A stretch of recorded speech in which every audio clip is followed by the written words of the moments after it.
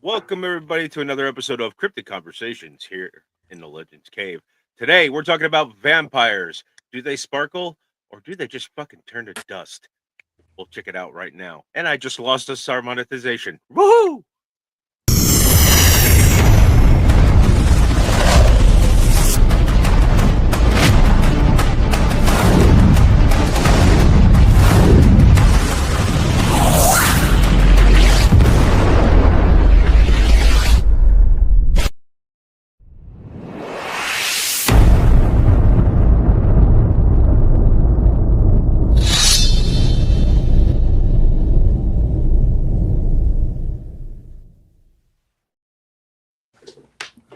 Hello, everybody. Welcome to another episode.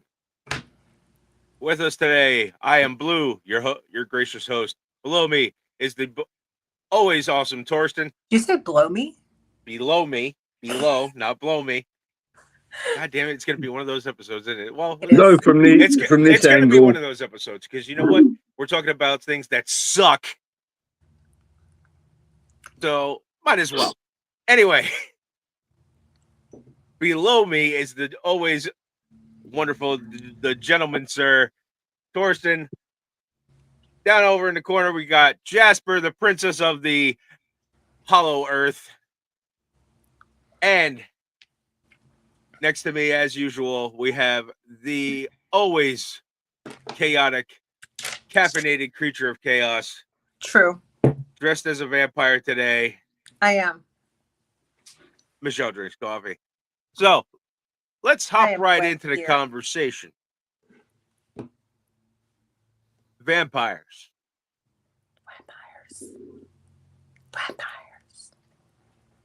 We see these things all over the world. They come from every walk of life. Some people call them something different. Some people call them another thing. But it all comes down to one main thing that we can blame one man for. They suck. Bram Stoker gave us the pinnacle of what a vampire should be, maybe, of an aristocratic, I want to suck your blood, vampire. in his iconic story, Bram Stoker's Dracula. But here's the thing. There are some out there that think that vampires sparkle when they get hit by sunlight. Somebody who lives in the Pacific Northwest over there and close to a town known as Forks. And I'm gonna say this: they don't sparkle until the sunlight hits them, and then they explode. Sparkly teenagers falling in love in high school. Sparkly teenagers in the Pacific Northwest. No, thank you. No, thank you. I'd rather have a fucking gargantuan monster coming after me with sharp teeth going, I'm going to eat you. Oh, wait, hold on. That is leading me down a very dark path. No comment. No, thank you. Quiet. You picked up your train of thought. It's in my head now. It's You're in welcome. All of our heads welcome. Today. I'm sorry. Like a monster with big teeth and Transylvanian accent chasing me to ask, like, come here, let me eat you. Okay. Sure. Come on. I'll take you by the house. Let me eat you. Oh, let me eat you. Yeah. So that. All right, Blue. Where are we going with this today? Okay, so what we're going to do is we're going to talk about some of the iconic figures in vampire lore. We're going to talk about some of these wonderful, fanciful creatures that tickle our dark side. They do tickle our dark side. You asked for it. You were asking for it. It's going to be one of those episodes, ladies and gentlemen, I swear. I need my emotional support, Highland Cow. Come here, Angus. Yeah, that's basically what's going on in my head right now. Anyway, okay, so start us off. Torsten, what do you got for us, brother?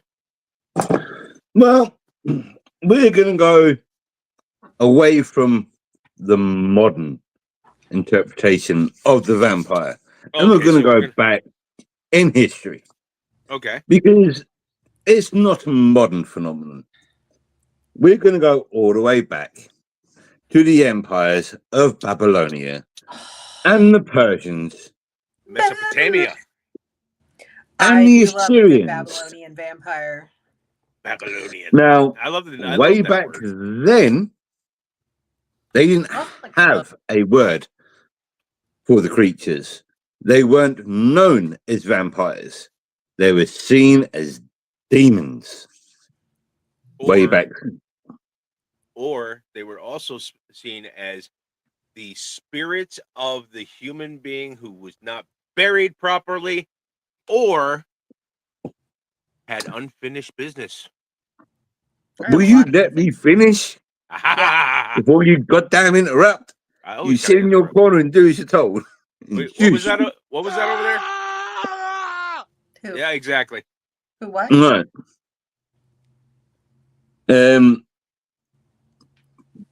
Similar activities were attributed to demons or spirits that would eat flesh and drink blood. Hey, Taco. Even the Christian devil was considered synonymous with the vampire. Almost every culture associates blood drinking with some kind of revenant or demon, or in some cases, even a deity. In India, there are tales of the Vetalas, which were ghoulish beings that inhabit corpses that have been compiled in the Vitali Viscali, a prominent story, and I am going to butcher this, and I am very, very sorry for any of those from the subcontinent, from the Katha Citra Sagara, which tells of King Vikramaditya and his nightly quest to capture an elusive one. There are also Piskas, which are returned spirits of evildoers or those who died insane, also bear vampiric attributes. Now, it said that the Persians were one of the world's first civilizations to have tales of blood-drinking demons in creatures attempting to drink blood from men were depicted on excavated pottery shards found in ancient Persia. We can also go back to ancient Babylonia and Assyria, had tales of mythical Lilitu, which were synonymous with giving the rise to the name Lilith. Which in the Jewish faith, Lilith was the first wife of Adam, who decided not to listen to her husband and decided to be her own person, and is considered to be the first asexual being. The very first baddie. The very first baddie, yep. And her daughters, the Lilu, from Hebrew demonology. The Lilitu were considered a demon and was often depicted as subsisting on the blood of babies. Tracks. That kind of tracks. Yeah. But and we go. I don't see her being that bad. Yeah. And we come through to the Greco-Roman era, where they are described as the Lemire, the Mormo, or Strigs. Over time, the first two became general words to describe witches and demons, respectively. Okay. There is a goddess of ancient times, Hecate. Oh, Hecate. Yeah, she cool. Described as a demonic bronze-footed creature He feasted on blood by transforming into a young woman and seducing men as they slept before drinking their blood. I feel that. I feel it. Yes. I The mayor. just want everybody to be aware. My lights are starting to flicker and be weird as we're talking about this subject. I just want you to know this. Okay. We also have the mayor, who preyed on young children in their beds at night, sucking their blood as did the Gelidus or Galeo. Like the Lamea and the Strigs, they feasted on children, but also preyed on adults. They were described as having bodies of crows or birds in general, and were later incorporated into Roman mythology as the Strix, a kind of nocturnal bird that fed on human flesh and blood. Now, the modern sort of way that we would see as a vampire didn't come into sort of creation until the Middle Ages in Europe. And they started in Greece, as Greece was converting to Christianity. These stories became more prevalent and spread like wildfire across Europe. A lot of things spread like wildfire across Europe. Oh yes. Not even gonna go there. Not gonna go there. No. I get that. And from the Middle Ages to modern times is where most of the lore and description depictions of a vampire in general, and the notion of there being the first one, gone by many names in European cultures. There's been Vlad the Impaler, probably the most famous one. And even through Christian history itself, some people, and I think Michelle will probably touch on this her part. I will touch a lot. Believe that Judas was the first vampire,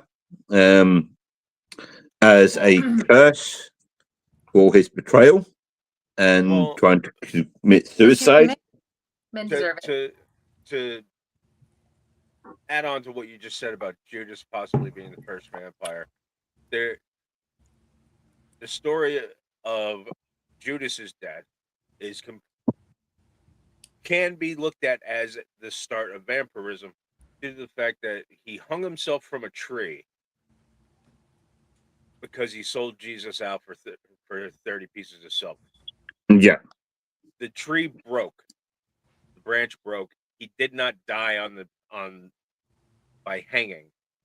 He hit the ground and was impaled through the chest by a piece of wood from said tree, from a branch. So basically, he was practicing autoerotic asphyxiation. And like many of those who screwed up in that way, whoopsie, may have whoopsied himself. Yeah. Okay. Sounds like which is where we get a lot of the obviously the modern theory on protection and death of vampires. Silver. I have a lot of that. I have a lot of that. Silver is synonymous with a lot of because silver has the purity, and purity is supposed to knock out the evil. Yeah. So silver. It is said that vampires have an aversion to silver. They don't like it. It bothers them. Yeah. It can, in some cases, it burns them. Is that why this burns a little bit? Maybe. Yeah. Yeah. From through my research, the thing with the the Judas being the first vampire and the silver there, and it being an effect on him, was that's what he used as betrayal. And it's basically the curse of coming back to haunt him, that he can never touch something so pure and so precious pure ever again. Yeah. I feel that too. And another thing, it's interesting because you think maybe like, what if you combined like a silver made a silver stake and went for a vampire to hit him in the heart and whatnot? I don't think a silver stake. Don't think so. It needs to be wood. Kill it. It would burn it, and it would cause pain. But I don't think it would kill the vampire. It has to be a specific type of wood. So we're talking about like ash tree. Yeah. The wood has to be that of an ash tree. Not so a silver stake would essentially be a vampire torture device. Yes. Essentially. Yeah. A lot of times in ancient society, if you were believed that if it was believed that you were going to come back as a possible vampire, they would actually stake you into your coffin. Oh, with silver is stakes. Some amazing archaeological finds over in Romania and Bulgaria, where they're unearthing these graves that are on the outside of churchyards, where they're finding that there's shackles shackling the hands and the feet, and cages that are made of silver that are holding around the neck. Yeah, to keep them from rising. Yeah. Because while I was doing my research, I came across the etymology and word distribution of the word vampire. And it is very, very heavily influenced by what we would now call Eastern Europe. From Turkey to Bulgaria to Eastern Slavic to Old Eastern Slavic, Belarusian, Albanian, it's Lithuanian, Serbian, thrown in with some English and French, a little bit of Latin. And even lesser, there's an even lesser known version of the vampire that comes from Haitian and also hoodoo religions of Africa, known as a haint. It's a demon spirit that latches on and steals your soul and confines steals your it confines your soul to your body, making it so you cannot join your ancestors in the afterlife. Yeah. Causing you to become what is a stereotypical vampire by Eastern European standards. Yeah, the stories from Africa, the Americas, Asia, all have their own versions of it. Own versions in history and law of it. That's from me. So there's a little bit of history for you. Okay. Good job, sir. Good job. Princess of the Underworld. What do you got for us? Underworld was a great series about vampires, by the way. One of my favorite series. One of my favorites. You sure about that? I like the lichens. I don't like the. Okay. All right. The vampires. I will give the vampires their due in that series. They were really well done. At least they weren't Twilight sparkly vampires. That's for goddamn. This is true. Amen, brother. Steve, what do you got to say about it over there? Steve. I agree. Okay, go ahead. Imagine, if you will, being in a building with a half dozen other people. Music going. The vibes are immaculate. Everyone feels amazing and are having a great time. Then all of a sudden, you start feeling off. You can't quite place why, just a feeling like your body feels heavier. And your mind follows, and you look around to see your friends slowly starting to do the same. All except for one. You don't know this person very well, just that they're a friend of a friend. This one person is bursting with energy now.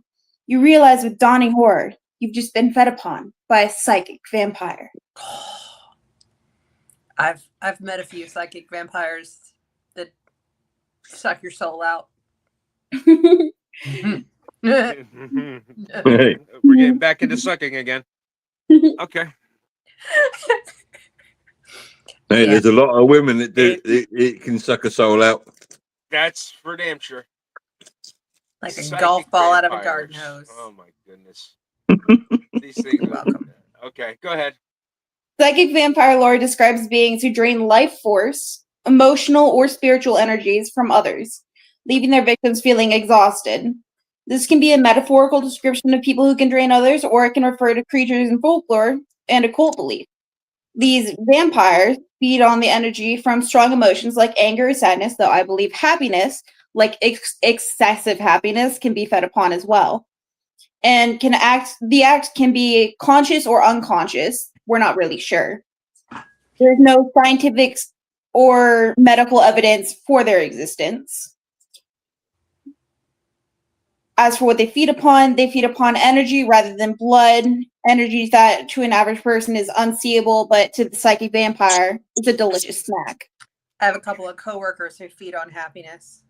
There's a show called What We Do in the Shadows. Oh, yes. Yeah. There's a psychic vampire that lives with the other 3 regular vampires, and his name is Colin Robinson. He is the biggest drain on everybody in the world. The most annoying. He bores people to death and steals their energy. And I'm telling you right now, I have met people like that in my real life. Sames. So psychic vampires. Yeah, no. I have an old coworker who used to drain every bit of my patience. I got a couple like that too. Yeah. Favorite line, by the way. Oh, I've got 6 of them that I created. Yeah, that's for sure. Favorite line from What We Do in the Shadows, by the way. Vampires will go to a club. They start feeding on like a bunch of people who are on drugs, and they go. Nandor goes, "We drank the blood of some drug people, and now I am a wizard." It's my favorite line from that show. My wife laughs every time I do it. You're a wizard. I'm a wizard. I love Nandor. He's my favorite character. All right. All right, psychic vampires. Psychic vampires can drain energy through various means, often by being intentionally annoying, manipulative, or by creating dramatic emotional situations. I feel like they can also feed off the energy of a workplace, either by causing drama or simply making everyone as happy as possible, like cracking jokes, making the vibes immaculate, and then just feeding off, starting a spark, and then whatever flames come up, they just take it. Yeah. Okay. So I mean, we see this quite often in today's society. There are a lot of psychic vampires out there, and we've all seen them on TikTok lives. Just people that feed off of that volatile craziness that is a TikTok live. What if the reason people become comedians is because they're psychic vampires and they want to feed off the laughter? Most people who become comedians have a lot of trauma back in their life, and comedy is a trauma response. It is, because I use humor a lot in my day-to-day life to deal with fucking bullshit. Same. Anyway, okay, continue, please. That is all I have for you today. That is all. Okay, that is all she has for us. Okay, consensus on whether or not psychic vampires should or should not be eradicated. Yeah. Thumbs up. Should they be eradicated? Like battle royale style? Because we're about to talk about that. I'm saying battle royale. Let's get rid of them. Are they in the running? No. I think they should be destroyed. Okay, agreed. Is it my turn? Agreed. Is it my turn yet? Is it my They're turn a bunch of pussies. Is it my turn yet? It is now Michelle, the drinks coffee, the queen of caffeinated chaos herself. go ahead. And you know what? Here, I'm going to even do this for you. You get the main box. Go for it, dear. Oh. I'm waiting. I do like the main box. I know you do. Okay. All right. So, telling a story here. All right. So, usually when people talk about vampires, they go two directions. I prefer the dark, creepy, gothic castle, Transylvanian accent to the sparkly teenagers falling in love in Pacific Northwest high schools. No, thank you. No, thank you. Either way, vampires. Oh, by the way, I'm talking about pop culture and common tropes. Just Yes. FYI. Vampires have bitten their way deep into pop culture, and they've been evolving ever since they've crawled out of their coffins. You knew I was going to throw in a little bit of fun, right? Okay. All right. So no matter how different, the tropes just won't die. So we're going to talk about what keeps vampires alive in the cultural bloodstream of Hollywood. And then we're going to close out my section with a full-on, all-out vampire battle royale. Okay. All right. Classic tropes. Sunlight. In original folklore, we've talked about this one earlier, that sunlight didn't always kill vampires. It just weakened them, kind of like me before coffee. It wasn't until Nosferatu in 1922 that sunlight became the literal off switch for vampires. Cinematically, it made sense. Watching a vampire spontaneously combust on screen, seriously, that is just excellent drama. But then Twilight came along and said, oh, dude, what if instead of burning, they sparkle? Because nothing says creature of night like looking like you just fell out of a vat of glitter glue. Okay? Hi. I have a question. I have an answer. Can we hang a Twilight vampire by a ceiling and put UV lights against him to create a giant purple disco ball? Yes. That's the Motion only accepted. usefulness they have. Motion accepted. Okay. Second common trope. Vampires don't have reflections. The idea that vampires don't show up in mirrors comes from the belief that mirrors reflect the soul. No soul, no reflection. Spooky, poetic, perfect. Right? That works. Okay, but let's be honest. It's also the ultimate excuse of why their hair like always looks flawless. No mirror, still have like all your shit together, and you still look cute. Supernatural hair care. You know needs how a long mirror. it takes me to make my beard look good? You're not a vampire and you have a mirror. All right. You know. Third massive trope. I couldn't get by without a mirror, is what I'm saying. Truth. The third standard trope, the invitation rule. You can't come in unless you're invited. My personal favorite. It's both creepy and polite, to be honest. Imagine standing outside of a window like, hey, no rush. You want to just invite me in so I can devour your soul. Rapunzel, let down your hair. Yeah. So, like in The Lost Boys, they played that perfectly. Once you invite the vampire in, you basically lose your power to stop them. It's it's folklore's way of saying respect your boundaries, people.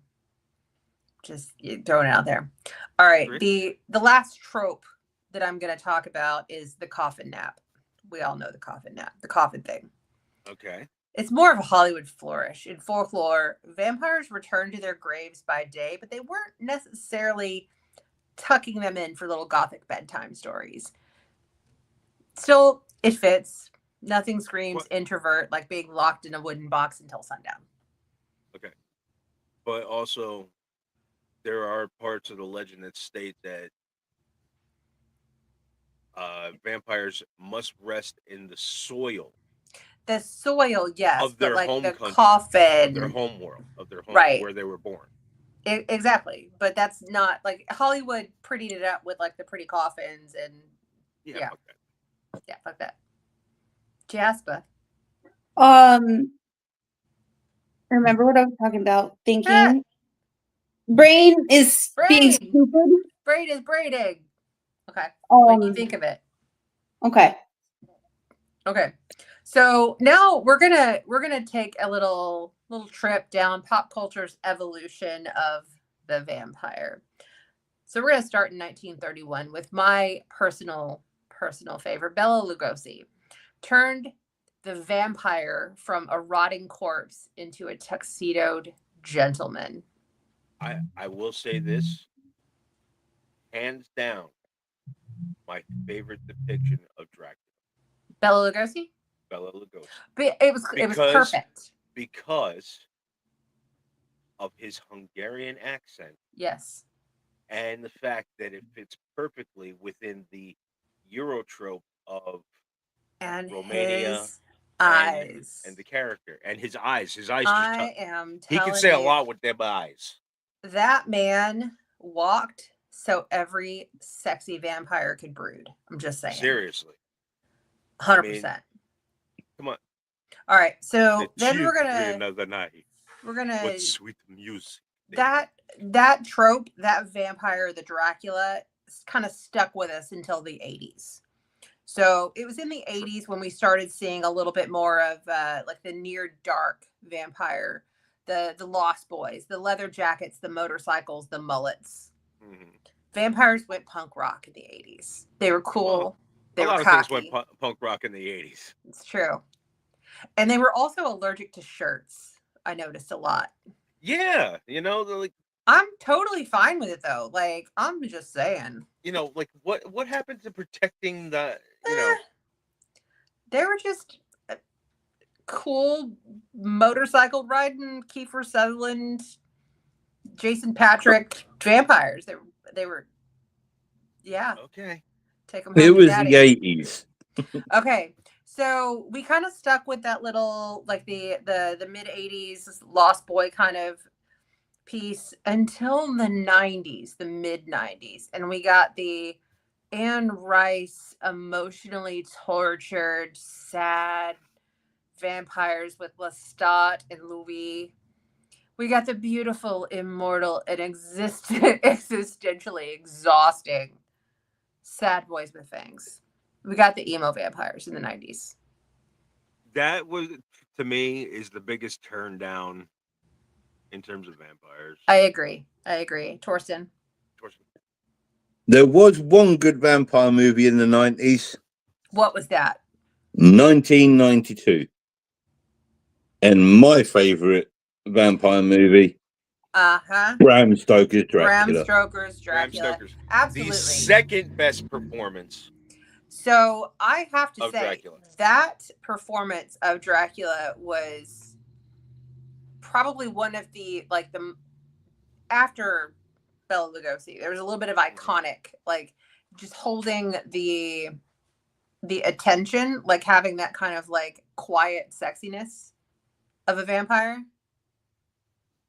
Mm-hmm. Yeah, 100%. And played by a British legend. Yes, agreed. Agreed. All right, so then we started getting into the 90s and 2000s where we started seeing a lot more like pop culture TV show vampires like Buffy, the Vampire Slayer. Predator becomes the prey. The teenage girl with a stake was the real monster in the monster story. And then there's Spike, the bleach blonde menace powered entirely by Snark and Spike. I identify with that dude.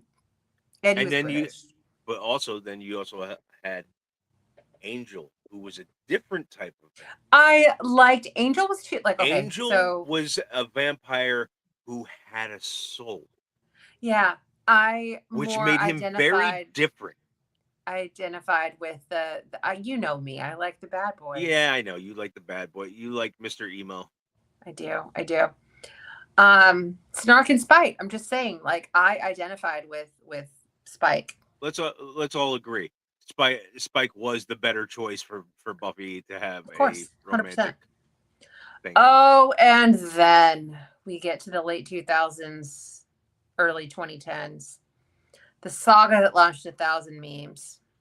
Edward Cullen, the only vampire who could survive a fight by blinding his opponent with sparkled glare. Nope. They play baseball in thunderstorms for some reason, and everyone is just straight out of a Hot Topic catalog.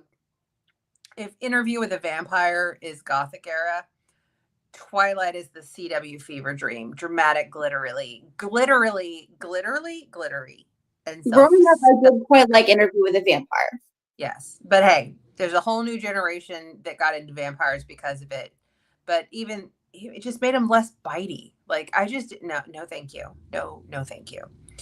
And then we get into a little bit of What We Do in the Shadows. Perfection. It's like The Office meets Dracula. Like 100% agreed that is just they argue about chores. It's vampires dealing with HOA rules and like emotionally terrorizing their familiars. Like honestly, it is probably the most realistic depiction of immortality that I've ever seen.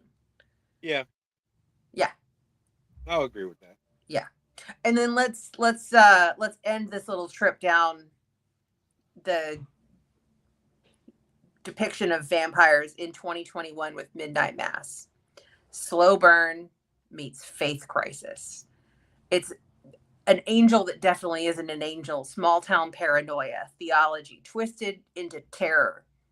It's vampires done right. Quiet, creeping, and unsettling. Okay. Yeah. All right. So now let's go down the path of what Hollywood gets wrong. So, but also, before you do, go ahead, Torsten. I think if you want a not so serious take on Dracula or vampires, and just want a absolute gut busting laugh, Dracula Dead and Loving It. Okay, yeah, you're right. That one is good. A great one. Or The Vampire's Assistant, or that one, the latest one with Nick Cage. Renfield. Oh, hilarious. Great movie. But here's something that you guys didn't talk about yet. You didn't talk about the original Dracula because they couldn't get the rights to the book. Yeah. Nosferatu. So the original Nosferatu. Yeah, like honestly, that is a vampire unto himself. There is no equal. Count Orlok quite literally is the embodiment of a different being yes thrown across, and everybody going, but there was so real. The idea that Nosferatu, especially with the older movie, if you've seen the classic, the silent, and if you've seen the new one, the idea of pestilence. The new one's really good. The new one is really good. It really brought in the whole idea of the plague following. The pestilence. That's the rats. Yeah. The rats and it just follows the death and spoiler alert, but like when you realize that the death, like he is a corpse. Yeah. He is dead. He's not some beautiful sparkling. And another thing is that when you think vampire, you think, oh, they're gonna go for your neck, No, Nosferatu doesn't do that. No, he goes for the chest, right above the heart. Right above the heart. I mean, I personally way to get in there, and I think that's that's awesome. There's another area that has a high blood concentration that is just a little bit better to bite. Quiet. Mm-hmm. All right. I do have two questions. I remember my original one. How do the vampires return to grave if they have to bust through the top of it to dig themselves out? Do they have to crawl back down the tunnel they come out, or do they turn into a bat and try and fly down it? Why are you asking questions? You don't question vampires. They dig themselves back in because that actually gets explained in John Carpenter's Vampires. That the masters will dig themselves in and dig themselves out. Truth.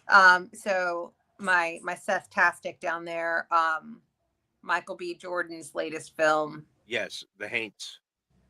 That one, I didn't bring it up. That was really, really was so good. Sinners Sinners was good on multiple levels. They really Sinners on just a pure cinematic feature Yes. of it was a the well-told story. Well-told with story. Well-developed characters. And you felt for the characters. Yes. You felt for everybody being, especially, spoiler warning, gonna a bunch of people die. Movie. A lot of people die. But the kid who plays the guitar, absolutely glorious. Grows up, becomes one of the greatest guitar players ever. Yeah. It has a lot he's of sitting of in the that, back room. His guy comes up to him and says, "Hey, these people paid to come up and see you." Oh yeah, let him in. And it's one of the brothers. It's one of the brothers. And he comes over and he says, I have all your albums. I really, really enjoy your music. I didn't like the electric guitar stuff much, but I like the old stuff. Can you play me some of the old stuff?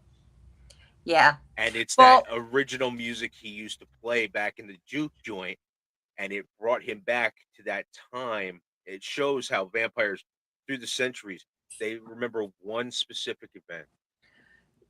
And if you remember, I cannot remember the name of the blues player that, like, all of a sudden, out of nowhere, he could play guitar when he couldn't prior to. The guy that, like, sold his soul to the devil at the crossroads. Yeah, I know exactly what you're talking about. Yeah. That was super good.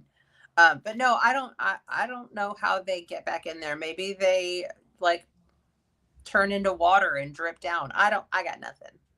But as for my second question, it ties into that one vampire being like a corpse. If you sleep with him, will you get the necrophilia disease? The necrophilia disease, or like the prion disease that, like, you get from committing necrophilia? Because, like, if you sleep with a dead body, there's a chance you get a mental disease or whatever. Yeah, it's prions. It's a prion disease. It's the prions that, like, it fucks up your brain. I don't really want to talk about necrophilia. Like, I don't want to talk about it either, but I'm going to say this: prions, bad, very bad. Yeah, it's like cause death. It's a lot of those cultures that eat, like, brains and stuff, and the cannibals, like the prion disease, very bad. High cannibals. Their death rate for prions is really terrible. Yeah, very bad. All right. Back to Michelle, because I'm the center of attention. What Hollywood gets wrong-ish? Garlic and holy water. European only.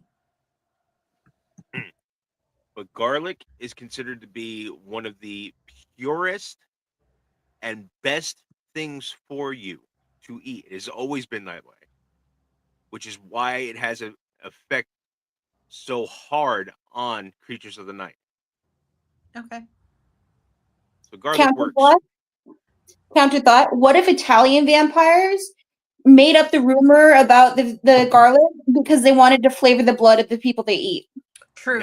Now you're just getting a little weird on that one. Go see it, Seth. Seriously, if you haven't seen the new movie, go see it.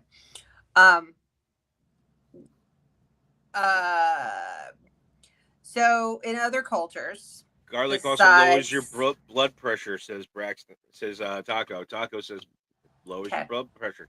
Therefore, making it harder and making it more of they have to suck harder.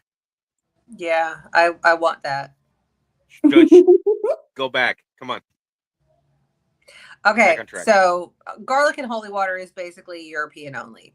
In all other cultures, vampires feared iron, fire, and this one we brought up last week. Iron was considered to be the pure metal. In some cultures, vampires were said to fear millet seeds because you could defeat a vampire by throwing the seeds on the ground because it had to count them. Okay, now that's in a couple of different, not just one culture, it's in several cultures. They say you could throw down seeds, and a vampire has a compulsion to stop and count them, giving you enough time to try and get away, or give you enough time to actually cause damage to them. Okay. And then the next one is the wooden stake. Originally, it didn't kill the vampire. It just basically pinned their body to keep it from rising. So basically, it was medieval pest control. Okay. That was an easy one. Oh, let's talk about the bite. Because, your girl loves a good bite. One. Yes. Hi. Vampires cannot cross running water. So you brought this one up last week, and I had never heard of that until I had to look it up. And I'm like, oh, holy shit, that is true. Yeah. The reason why they cannot cross running water is because they are so light on their feet that once they enter the water will whisk them away and quite possibly could impale them upon a trunk of a tree that is lower downstream. Okay. Therefore, vampires fear running water and cannot cross it unless they cross a bridge. Yes. Robert Johnson was the legend that sold his soul at the crossroads. Thank you, Sethy. Thanks, Seth. All right, the bite rule. Not everyone who got bitten turned. In folklore, vampirism could happen from dying violently, improper burial, or hilariously, if a cat jumped over your corpse. So yeah, if you die and your cat's a jerk, congratulations, you're undead now. Well, I guess you're going to become a vampire. Oh, you're screwed. You're screwed. Yes, I am. If you become a vampire, make sure you take every bridge, come up here, and I got you. I got to hit Middle Earth first, though. No, you got to hit New Jersey, and then we'll go. No, I need to hit Middle Earth. I need my vampiric. I'm familiar. My familiar. I need him with me. Listen, when you get vampire powers, you can run faster than anything on the planet. You can get up here to Jersey, and we can hang out for 1 day underneath the ground, and then head one day, and then I can go to Middle Earth. Yeah. Okay. All right. So I'm going to end my segment because we are super close. We are talking the Vampire Battle Royale, pop culture's undead death match. Okay. All right. Time to settle the age-old question. If every not every, but if pop culture vampire fought, who's coming out on top? I kind of did some ranking. I did my own ranking. So there's not going to be a vote on this. It's my way. So welcome. Settle in, buttercups. All right. So I'm going to rank from the least threatening glitterbug down to absolute nightmare fuel. So coming in at 8th place, my lowest ranking person, the person that gets thrown out first, Edward Cullen. Thank goodness. Edward could read minds, but spends most of his time brooding about high school. He'd whisper, "I don't want to hurt you," right before some stronger person knocked him into next week. They sparkle, they sigh. He'd be gone in a second before the round even starts. Right. Okay. Plus, they're very susceptible to just breaking. Truth. In that universe. Truth. It's not like the standard drag stake through. You could rip their arms off. You could rip their head off. Exactly. You're strong enough. So coming in at 7th place, the Lost Boys. As much as I love them, they have the coolest hair. They have zero tactics. They would go out in a blaze of pyrotechnics and rock music. Honestly, I think they'd probably self-exterminate just to get the dramatic exit. I can't argue with that one. Exactly. Okay. This is going to be a controversial pick at number 6. The Vampire Diaries vampires. Oh my god. Super strong. They're speedy. And there is an endless amount of love triangles because that is what makes life worth living. They'd actually put up a fight. But someone would pause mid-battle to have an emotional monologue about forgiveness and points for fashion, though. That's why they're 6. I know. It's a lot. It's a lot to take in. But it's my list. It's not yours. It's mine. Okay. Coming in at number 5. The vampires from Dusk Till Dawn. They are chaotic. They are unpredictable and a little horrifying. And very much a different species of vampire. Yes. They're half demon. They're half nightclub nightmare. They are supposedly descendants. I have this written down here. Yes. descendants of the serpent god, Yes. and that's why they have more of a serpent look than Then the right. a, Um, a stereotypical vampire look. so they would take out a few others before imploding in their own mess. A+ for enthusiasm, F for strategy. Okay. Okay. I don't know. All right. The Titty Twister was a good bar. That was a great bar. It's a smart move. I was in Middle Earth back in March. I know I would have to. Okay. Coming in at 4th place, the True Blood vampires. Yes, I know they're probably higher on my list than they are on a lot of other people's, but these are Southern vamps who are into politics. They are charming, and boy, do they bite. All I got to say is Eric Northman. Oh, fuck yeah. They would try to euthanize before the fight starts. I'm just throwing it out there. They're too caught up in the supernatural soap opera to win a cage match. Someone would die mid-monologue about love in Louisiana. Eric Northman was a Viking. He was a Viking, but the vampires as a whole. Like, oh, okay. Because, the as a society. Okay. Okay. Coming in at number 3. These top 3 are going to be a little I feel like there's probably going to be some fight on how I've ranked my top 3. Okay. 3rd place. They're tough. They're industrial. They're biotech bloodsuckers. I'm talking about Blade's vampires.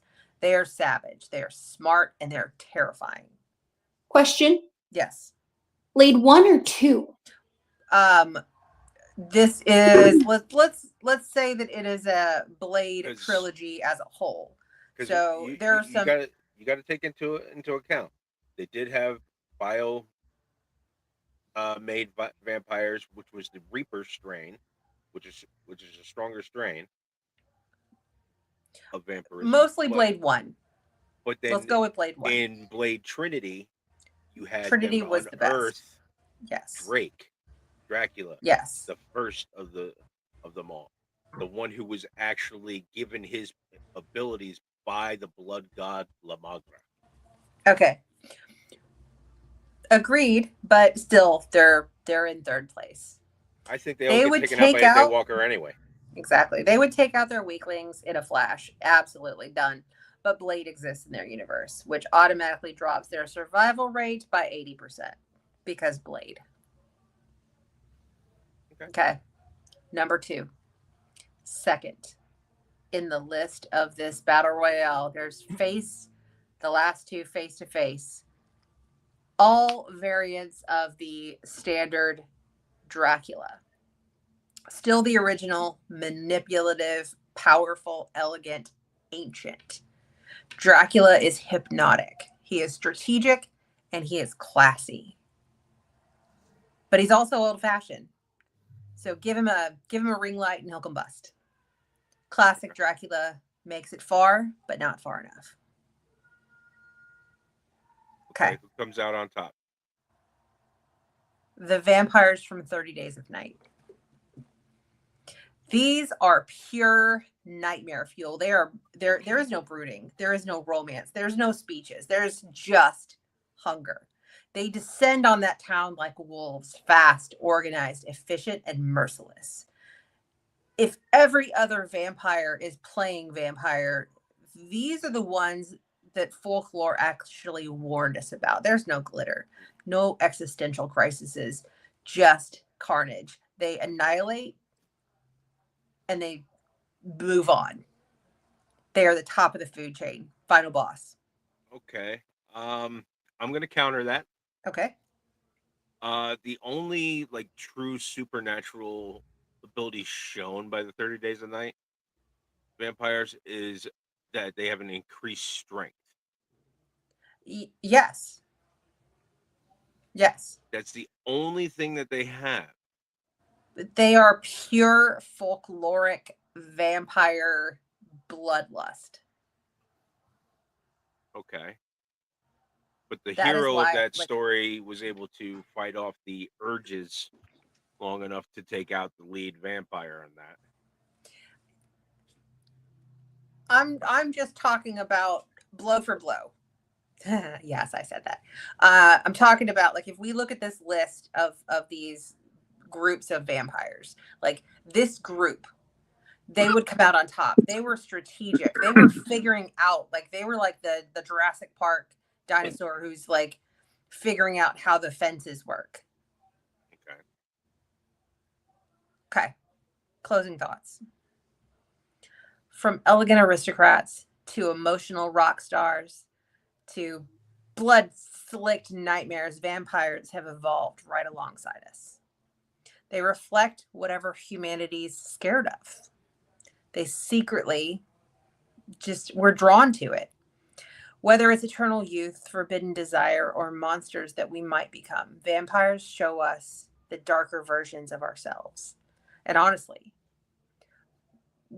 that's what really makes them feel right at home in the world of cryptids, to be honest, because the best monsters are the ones that stick around. They're the ones that never really die. Okay. Well put. There you go. That's the Michelle's take on vampires. Before we do anything else, I'm going to ask the simple question. If given the opportunity to be a creature of the night, who would take it? Who what? Me, 100%. I would rather be a werewolf than a vampire because at that point you're only transforming on the full moon, depending on which lore you're looking at. I'm going to turn a few of my favorite people, and then travel the world, like just being awesome. How do you travel the world in this day and age when a lot of the airports like have like those big glass windows, so, like you're always getting like bombarded by the sunlight? I would be a combination of the vampire, like the daylight rings that they have in the Vampire Diaries, and I would also have a little bit of that blade where they can like stay during the daytime. The SPF 1000. SPF 1000. I would also have the ability to glamour, like to be able just to convince people to do things that I want them to do. Like, you will let me on this plane, like the Jedi mind trick. Remember, the dark gift is different for every vampire. I live the dark gift every day. No, if you've got enough money, private airplanes black out all the windows.